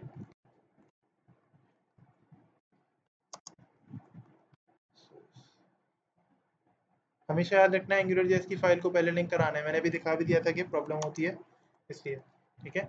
मैं आज तक फर्स्ट पहले लिंक कर रहा था एंगुलर जेएस की लेकिन फाइल को, लेकिन अभी मैंने सोचा कि आप लोगों को ज़ाहिर है कन्फ्यूज़न होती होगी कि सर तो पहले लिंक कर देता है उनका प्रोग्राम चल जाता है, या आप लोग सोचते हो कि कभी प्रोग्राम नहीं चल रहा, ठीक है। सब कुछ कर लिया, फाइल भी सही लिंक्ड है, लेकिन आपको पता ही नहीं है कि फाइल पहले लिंक कौन सी करनी होती है, तो इसलिए। और line by line code read हो रहा होता है, ये जावास्क्रिप्ट के अंदर थोड़ा सा मसला होता है, इसलिए, ठीक है। एनजी ऐप मॉड ही फिलहाल हमारा मॉड्यूल है, तो मॉड का नाम ही रखेंगे यहाँ पे, ठीक है। कंट्रोलर वही है हमारा, हमने कंट्रोलर चेंज नहीं करना फिलहाल, तो कंट्रोलर भी वही है, ठीक है। और कंट्रोलर का नाम जो है वो यहाँ पे मेंशन कर देते हैं भाई, कंट्रोलर का नाम है CTR। अच्छा, मीटिंग हमारी एंड होगी, हम फिलहाल थोड़ी देर के लिए नेक्स्ट मीटिंग दोबारा से कंटिन्यू करेंगे, अभी क्लास एंड नहीं हो रही, समझ लो, ठीक है। तो अभी ज्वाइन करना है दोबारा से नेक्स्ट मीटिंग में, ठीक है। हमने क्या किया, दोनों फाइल्स को लिंक करा दिया है, साथ में सेव हो गई हैं फाइल्स, यहाँ पे पेयर भी हो रही हैं, और मैंने एप्लीकेशन स्टार्ट करने के लिए NG ऐप भी लिख दिया है, ठीक है। कंट्रोलर को भी मैंने यहाँ पे डायरेक्टिव यूज़ करके उसको लिंक करा दिया। अब मैंने यहाँ पे क्या करना है, इससे बाहर आके ये जो पूरा मैंने काम किया था एरे का, एक तो ये एक्स्ट्रा स्पेस यहाँ ख़त्म कर देते हैं ताकि बाहर आ जाता है, ठीक है। और यहाँ नॉर्मल ये वाली मेरी जो मेरा कंट्रोलर है वो नॉर्मल चल रहा है, ठीक है। अब मैंने क्या करना है, इसके अंदर वो वाला काम करना है। मैं क्या करता हूँ, यहाँ पे एक वेरिएबल डिक्लेयर करता हूँ, मैं इंक्रीमेंट की बात कर रहा था, तो यहाँ पे मैं डॉलर डॉट, और मैंने कहा डॉलर स्कोप डॉट, मैंने कहा ए, लेट से यहाँ पे ए कोई नाम नहीं रखा है अब, हाँ ये रख देते हैं, जी बोलो।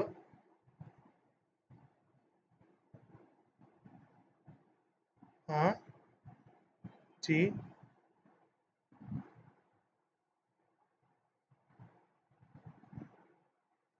भी यहाँ से आ रहा था ना हुज़ैफ़ा, कहाँ गया टेबल वाला कोड भाई, ये रहा। देखो बी कहाँ से आ रहा था, यहाँ से आ रहा था, जैसे यहाँ पर एक्स था, देखो मैंने भी लिखा ना एक्स इन नेम्स, इसका मतलब था एक्स सिर्फ ये नेम स्पेस थी, ठीक है।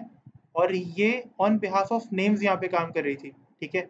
ऐसे ही बी यहाँ पे एक वो नेम स्पेस है जो ऑन बिहाफ ऑफ बुक्स यहाँ काम कर रही है। मैंने बी से कहा बी तुम्हारे अंदर क्या क्या है, तो बी ने कहा मेरे अंदर मुझ में आईडी है, मेरे पास एक आईडी है, मेरे पास एक नेम है और मेरे पास एक प्राइस है। तो मैंने कहा ठीक है, तुम ऐसा करो पहले आईडी लिखो। और मैंने लिख दिया, यहाँ पे टाइप कर दिया। मैंने कहा ऐसा करो तुम पहले मुझे आईडी दो, फिर तुम मुझे एक नेम शो कर दो, फिर तुम मुझे प्राइस शो कर दो। और किस में शो कर दो भाई, टेबल के डाटा में शो कर दो। बार बार रिपीट होता रहेगा, क्यों? क्योंकि टेबल के डाटा में शो हो रहा है, तो कोई मसले वाली बात ही नहीं है। सिंपल। जी हाँ, यहाँ पे नेम कोई भी दे सकते हो, यहाँ पे बिल्कुल नेम कोई भी दे सकते हो, कोई मसला नहीं है। ठीक है, नेम यहाँ कुछ भी दे सकते हो। सही है, नेम का कोई इशू नहीं है। सही है, अभी प्रॉब्लम यहाँ पे कोई? अच्छा, अब इसी फाइल में दोबारा से काम कर लेते हैं। और यहाँ पे ए मैंने दिया फिलहाल नाम, तो ए ही के साथ कंटिन्यू करते हैं। अब एक मतलब दे दिया नाम, तो ठीक है। अच्छा, इसको कोई वैल्यू दे दो। इसको वैल्यू क्या देनी है? इंटीजर में देनी है, और वैल्यू देनी है 0, क्योंकि मैंने इंक्रीमेंट करना है। और इंक्रीमेंट जो होगा वो 0 से ज़ाहिर स्टार्ट होगा, कोई भी मैं वैल्यू स्टार्ट कर रहा हूँ तो 1 से कर सकते हो, 2 से कर सकते हो, कोई मसले वाली बात नहीं है। बस अब करना ये है कि तुम्हें यहाँ पे स्कोप लिख कर और एक अदद फंक्शन बनाना है। हम इवेंट के ऊपर काम करेंगे बटन के थ्रू। तो तुमने क्या करना है, एक अदद यहाँ फंक्शन बनाना है। अभी मैं वहाँ जाके तुमसे बटन भी बनवाऊंगा, अपने दूसरे वाले केस के ऊपर, HTML के ऊपर। ठीक है, तो एक बटन बना लो, यानी एक स्कोप के थ्रू एक फंक्शन बना लो। डॉट, अब यहाँ पे ना जो नेम देना है वो नेम होगा लेट से इंक्रीमेंट। फंक्शन का नाम मैं दे देता हूँ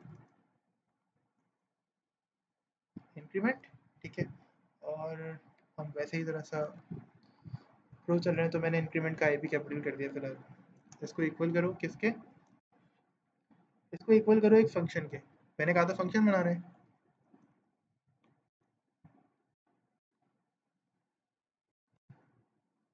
बस, फंक्शन बन गया ये। अब इस फंक्शन के साथ खेलना है। फंक्शन के अंदर करना क्या है, सिर्फ और सिर्फ लिखो डॉलर डॉट ए। और क्या करना है मुझे? मुझे इसके साथ सिर्फ और सिर्फ प्लस प्लस लगाना है, सेमी कॉलन लगाना है, और मेरा काम ख़त्म हो गया। ठीक है, अब मैंने सिर्फ और सिर्फ HTML अपडेट करनी है, और HTML के अंदर जाके जो मैंने यहाँ पे HTML की है, ठीक है, इसके अंदर जाके अपने काम को अपडेट कर देना है। और HTML भी सिंपल करना क्या है, सिर्फ 2 बटन्स बनाने हैं, और बस, और कुछ खास काम नहीं। एक बटन बनाना है, चाहो तो एक बटन बना लो, चाहो तो 2 बटन बना लो। ठीक है, सिंपल बटन का टैग यहाँ से लो।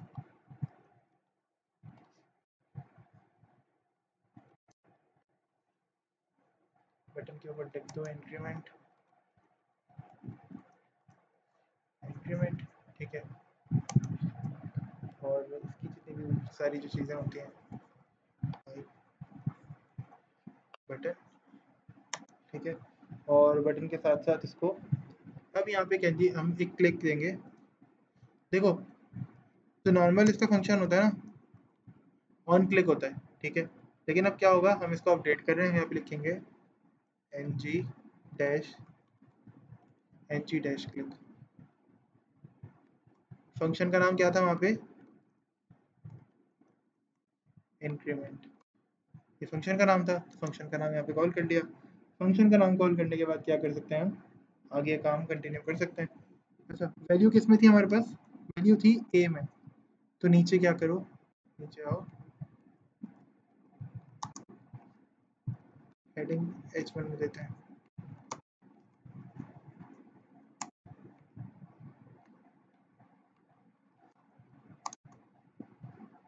ए, कंट्रोल एस,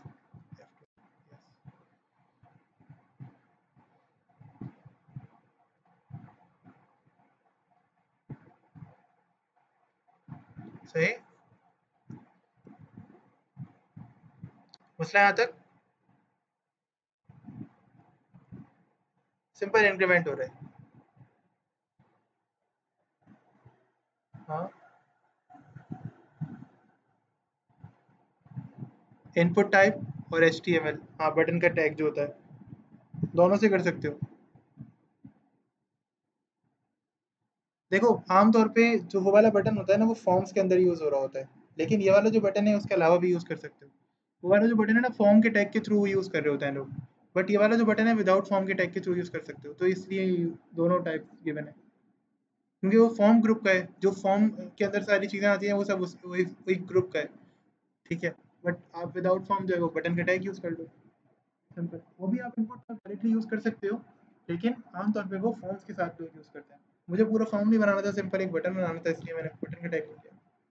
इनपुट टाइप से भी यूज़ कर सकता हूँ, फंक्शन इसी तरह से कॉल होते हैं जैसे यहाँ पे, जैसे वैसे ही वहाँ पे कॉल होते हैं, ठीक है। अब चलो मेरे जहन में सवाल आया कि सर ऐसा करें ना कि आप इसको रीसेट भी कर दें, एक बटन बनाएं, मैं अपने आप से कह रहा हूँ कि भाई तकी साहब ऐसा करें, आप एक बटन बनाएं और जैसे आपने वैल्यू को इंक्रीमेंट किया है इसी वैल्यू को रीसेट भी कर दो, क्या मसला है, कोई बड़ी बात थोड़ी है कोई।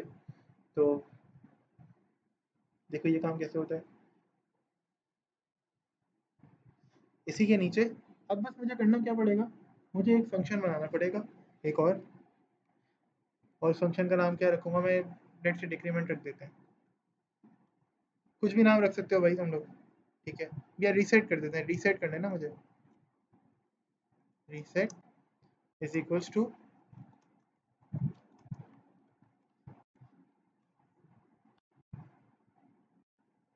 ठीक है, सिंपली एक फंक्शन बन गया। और अब क्या करो,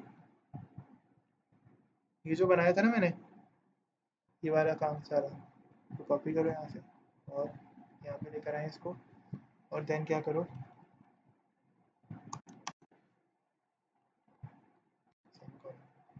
यानी जब अब ये बटन कॉल होगा ना, इस ये वाला जो बटन है, जब ये बटन कॉल होगा तो क्या होगा, वैल्यू 0 हो जाएगी, या ये समझ लो, ये कह सकते हो कि रीसेट हो जाएगी वैल्यू, ठीक है। और फंक्शन कौन सा कॉल करना है, रीसेट, रीसेट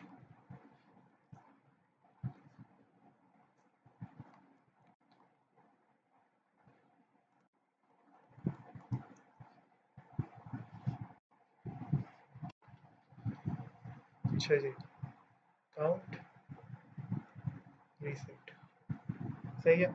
आप चाहो तो ये काउंटिंग 1 से स्टार्ट कर सकते हो, रीसेट 1 पे कर सकते हो डायरेक्टली, ठीक है, कोई मुझसे वाली बात नहीं है जी।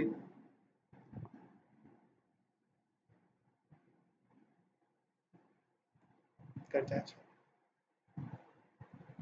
अच्छा कर लेता हूँ, मसला नहीं। अच्छा मैं ये कह रहा हूँ कि लेट से हमने सोचा कि हम इंक्रीमेंट, हमने देखे हैं ना काउंटर्स वगैरह देखे हैं, काउंटर्स के अंदर क्या होता है, आप काउंट कर सकते हैं किसी वैल्यू को, ठीक है। लेट से मैंने 1 कह दिया कि आप वेबसाइट पे गए, आपने कहा आपने कोई चीज़ देखनी है फ़र्ज़ करें, ठीक है। अब आप एक काउंटर्स रख सकते हैं यूज़र्स के लिए कि यूज़र काउंट कर सकते हैं, कैसे काउंट कर सकते हैं, लेट से आपने वैल्यू का काउंट का जो सीन है वो कब रखा, आपने लेट से रखा कि,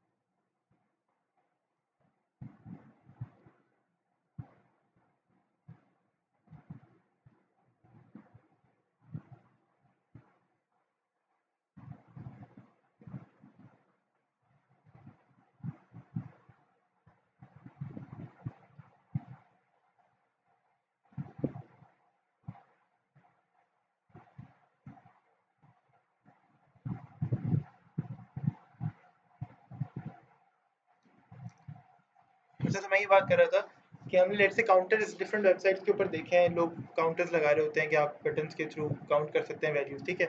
वो हम भी लगा रहे थे, तो किस तरह लगाते हैं, सिंपल जैसे लूप चलता है दूसरी लैंग्वेजेस के अंदर, ठीक है। आप फॉर लूप चला दें नॉर्मल जावास्क्रिप्ट के अंदर, और वो एक बटन के फंक्शन में रख दें, एक फंक्शन में रखते हैं, और वो फंक्शन क्या करे, बटन के क्लिक के ऊपर कॉल करा लें, वो एक नॉर्मल जावास्क्रिप्ट हो गई। लेकिन अगर यहाँ पे उसी लूप को चलाना है तो बस वो लूप कैसे चलेगा, सिंपल यहाँ पे मैंने करना है, तो अब देखो हमने स्टार्टिंग में पढ़ा था एंगुलर जेएस के कि एंगुलर जेएस एक रिड्यूस्ड फॉर्म ऑफ जावास्क्रिप्ट है, ठीक है, ये पढ़ा था। तो फिर उतना कोड क्यों करें कि पूरा पूरा लूप चलाएं फॉर, और फिर सारी चीज़ें लिखें, वेरिएबल्स डिक्लेयर करें, अंदर उसके वैल्यूज दें, ठीक है, वो वैल्यूज़ जहाँ प्रिंट होंगी वो सब बताएं, डॉट एचटीएमएल करके डॉट इनर एचटीएमएल करके वैल्यू देंगे, यहाँ पे जाके ये प्रिंट हो जाए। क्यों करें ये सब कुछ?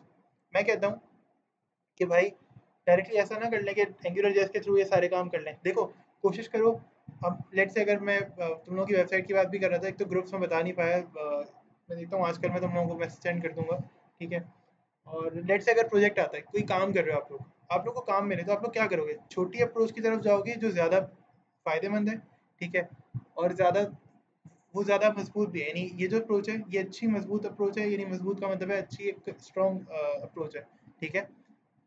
या ऐसी अप्रोच की तरफ जाओगे जिसमें कोड ज़्यादा करना पड़े, मेहनत ज़्यादा करनी पड़े, और क्लाइंट उतना ही चार्ज करेगा, यानी आप क्लाइंट को उतना ही चार्ज करोगे जितना इसमें चार्ज कर रहे हो। तो ऐसा नहीं है कि एक अच्छा जो डेवलपर है, एक अच्छा जो डिज़ाइनर है, अच्छा कोडर है, वो कम मेहनत करके ज़्यादा अपॉर्चुनिटी हासिल करेगा, ऐसा ही है ना?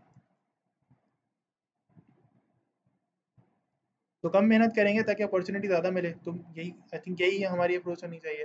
हाँ, लेकिन अपॉर्चुनिटी जो मिल रही है ना कम मेहनत करने पर, तो अपॉर्चुनिटी फिर सही हो, और आपने जो मेहनत की है वो मेहनत ऐसा ना हो कि 2 दिन बाद क्लाइंट खड़ा हो, यार ये कोड तो ख़राब हो गया हुदैफा या रीबा या निशा, ये कोड तो ख़राब हो गया, दोबारा से करके दो। ये नहीं होना चाहिए बस। सही है? आपकी अप्रोच कोई भी हो, शॉर्ट होनी चाहिए, ताकि अगर उसमें मसला भी आए तो आप उसको सॉल्व भी जल्दी कर सको। ये सब कुछ ज़हन में रखते हुए काम करना है हमेशा, ठीक है। मैंने सिंपल यहाँ पे क्या किया, फंक्शन बनाया इंक्रीमेंट के नाम से, ठीक है। और फंक्शन के अंदर मैंने पास कर दिया डॉलर स्कोप डॉट ए, मैंने नाम रखा था, उसको 0 वैल्यू दी थी इनिशियलाइजेशन के ऊपर, ठीक है, इनिशियल पॉइंट के ऊपर। मैंने इसके अंदर प्लस प्लस लगा दिया। प्लस प्लस से क्या हुआ, जैसे जैसे बटन पे क्लिक होता गया इसमें वैल्यू ऐड, और प्लस प्लस का मतलब आप लोगों को पता है, इज इक्वल्स टू 1+1, ठीक है। 1 इज इक्वल्स टू 1+1। बेशक अगर वैल्यू 1 है तो इसका मतलब है 0 इज इक्वल्स टू 0+1, तो 1 हो गया। फिर बटन क्लिक हुआ, ये 2 हो गया। फिर बटन क्लिक हुआ 3 4 5 6, और इस तरह से वैल्यूज आगे बढ़ती चली गई। सही है? यहाँ तक प्रॉब्लम कोई?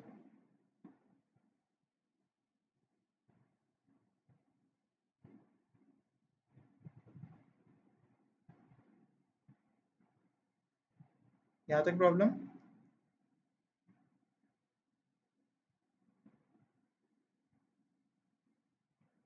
नहीं? किसी का कोई क्वेश्चन है? चले, प्रॉब्लम नहीं है, कोई क्वेश्चन इससे रिलेटेड, कोई इस काम पूरे काम से रिलेटेड कोई क्वेश्चन हो तो बताएं, ठीक है।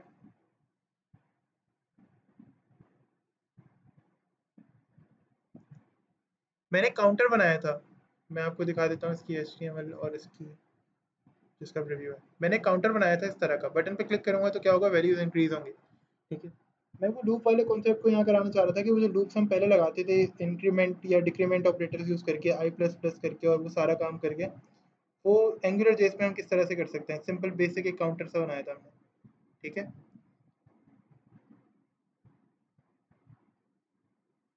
बिल्कुल।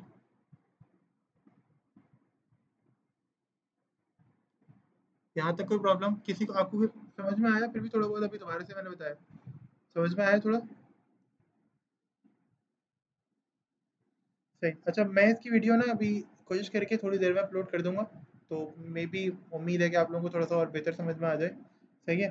फिलहाल क्लास को यहीं पे एंड करते हैं, और अ, यानी क्लास को फिलहाल यहीं पे एंड करते हैं। कोड मैं आप लोगों को थोड़ी देर में वीडियो के साथ ही इंशाल्लाह कोड भी अपलोड मिल जाएगा। अभी थोड़ी देर में कर दूंगा, या तो दोपहर में या शाम में किसी वक्त, क्योंकि अभी तो टाइम हो गया है, हाँ बिल्कुल 6:22 होने, काफ़ी टाइम हो गया तकरीबन, काफ़ी टाइम हो गया, ठीक है। तो अभी तो फ़िलहाल नहीं कर रहा, मैं ऐसा करता हूँ कि शाम में मैं अपलोडिंग पे लगा दूँगा, कोड अभी अपलोड कर देता हूँ, और लेक्चर जो है वो साथ के साथ शाम में अपलोड करके दे दूँगा। इसके अलावा अभी आपने काम ये करना है, असाइनमेंट है ये। मेरी ये वाली जो एग्ज़ाम्पल है ना, मैं दिखा देता हूँ, सब कुछ सही हो जाए।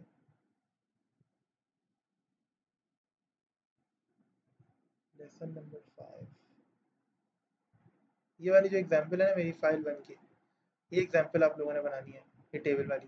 टेबल का स्टाइल अच्छा सा होना चाहिए, ठीक है। टेबल स्क्रीन के सेंटर में आना चाहिए, ठीक है। ठीक है, टेबल कहाँ आना चाहिए? टेबल स्क्रीन के सेंटर में आना चाहिए, और टेबल का स्टाइल अच्छा सा होना चाहिए। सही है? ये वाली एग्जांपल जो है आपने आप लोगों ने सबने, अभी 7 लोग यहाँ पर लाइव आ रहे हैं, ठीक है।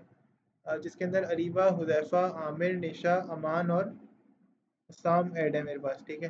तो ये सब के सब मुझे कर दें कल तक। मैं शाम में अगर लेक्चर अपलोड करूँगा वीडियो, तो आप लोग ये कल तक मुझे दे दें, या रात तक दे दें, रात में 12 या 1 बजे की लिमिट लगा देंगे। अरे इसकी HTML की फ़ाइल मैं ओपन क्या कर दूँ, अभी आपको मैं अपलोड कर दूँगा ये फ़ाइल, मसला नहीं है कोई।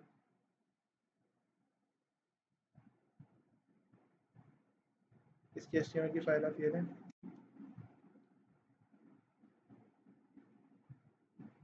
ये लें। फिर आप वीडियो की रिकॉर्डिंग भी स्टॉप कर देते हैं।